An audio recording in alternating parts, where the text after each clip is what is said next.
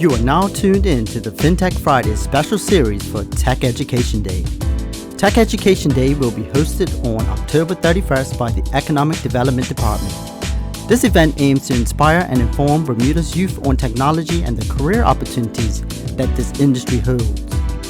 Over the next few episodes, as we lead up to Education Day, you will hear from Bermudian leaders in Bermuda's tech and fintech space as they demystify concepts and discuss opportunities and various career paths in the field. So sit back and enjoy today's episode, and we hope to see you at Tech Education Day on October 31st. Good afternoon, Richard. Good afternoon, Miriam. Great to be with you today. Thank you for being here. Welcome to the special series of FinTech Fridays, which we're dedicating to this year's Tech Education Day. Tech Education Day is taking place in person this Monday coming on October 31st at the Hamilton Princess and Beach Resort. So Richard, why don't we start with you introducing yourself to the audience? Sure, my name is Richard Augustus. I am a Bermudian, and my background in tech started when I went to college. I did get a associate's degree in IT. However, I didn't enter that field of study. Don't we all like study something and then we end up in a totally different field? But I always had a passion for technology, and I worked for years in the cell phone industry. And as you may know, that cell phones are becoming an integral part of our tech life. And I also, as a hobby, I fell into precious metals as a hobby. And through that, I started studying monetary history, because as you may or may not know,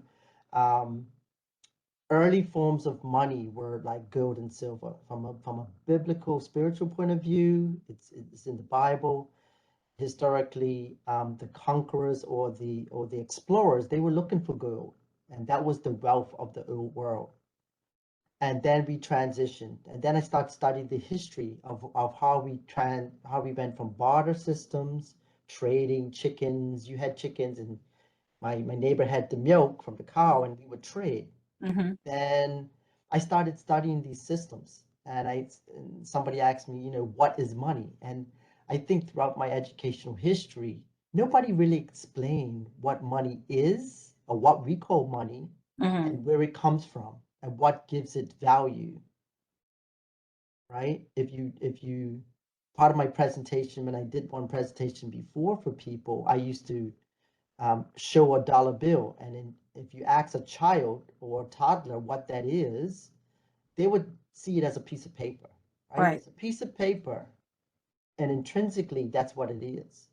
And by special government decree and whatnot, it's by government decree and faith in the system that makes these rectangular pieces of paper have money. And so it's a big rabbit hole for me.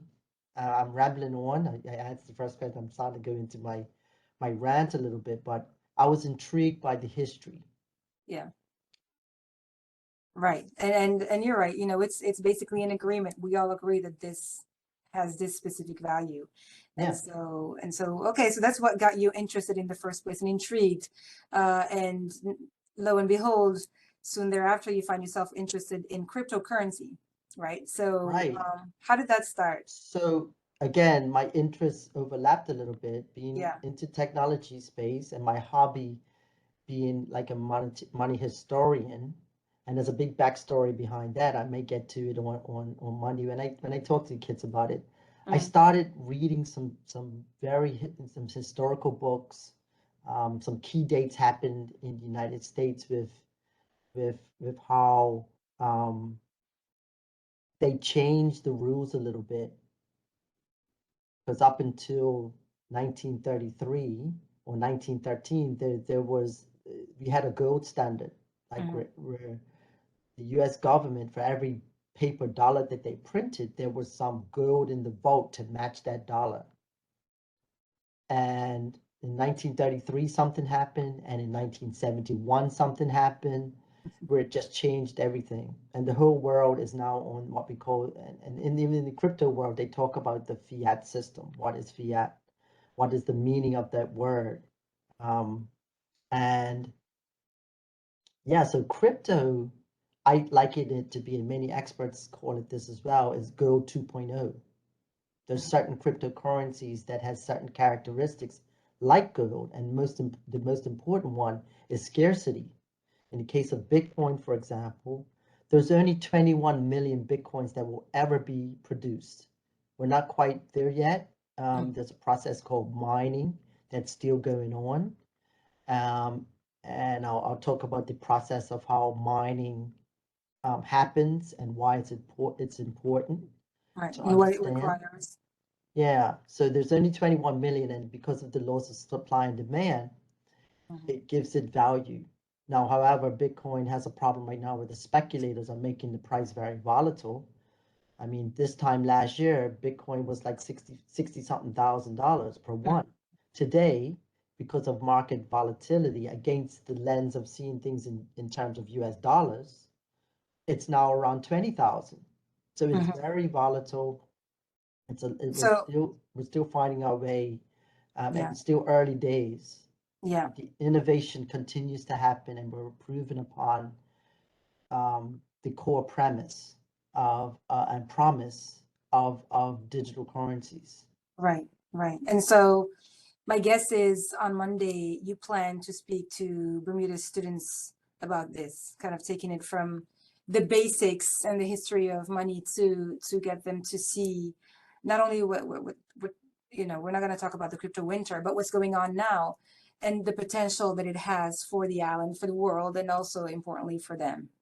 Yeah, like where does Bitcoin come from? Yeah. How and why was it created? And that ties back to, it was created in 2008, which incidentally was the same time we went through a big financial crisis in the United States and globally. And it was created um, as a replacement or electronic payment system. That was the original intent of Bitcoin. And I'll talk about the shortcomings of Bitcoin. There are shortcomings, but there are other more modern cryptocurrencies that are improving upon that model. There's several thousands of Bitcoins. I'm sorry, not Bitcoins, of Of cryptocurrencies that are being cryptocurrencies. Yeah. created by different entities and different inventors that are taking the power of the blockchain and other what we call consensus models.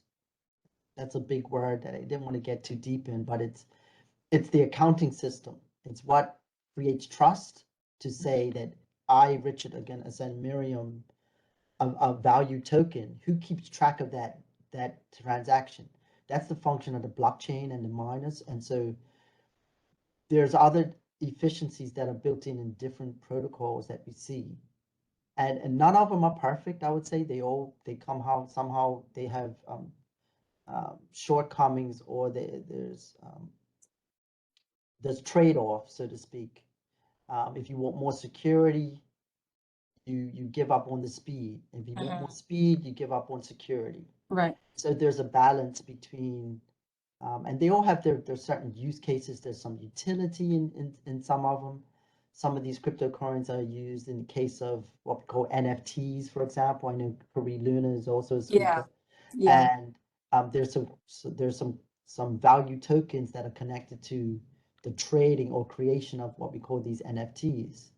And so at the end of the day, we are in early stages, and I appreciate our government, for one, to adopt or be open to welcoming companies here to domicile here and just create value.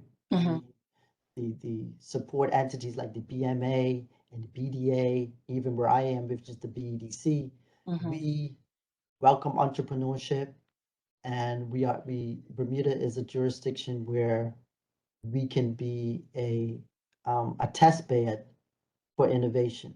And so I applaud the government of today for their foresight and recognizing that this is an opportunity to create value and possibly jobs.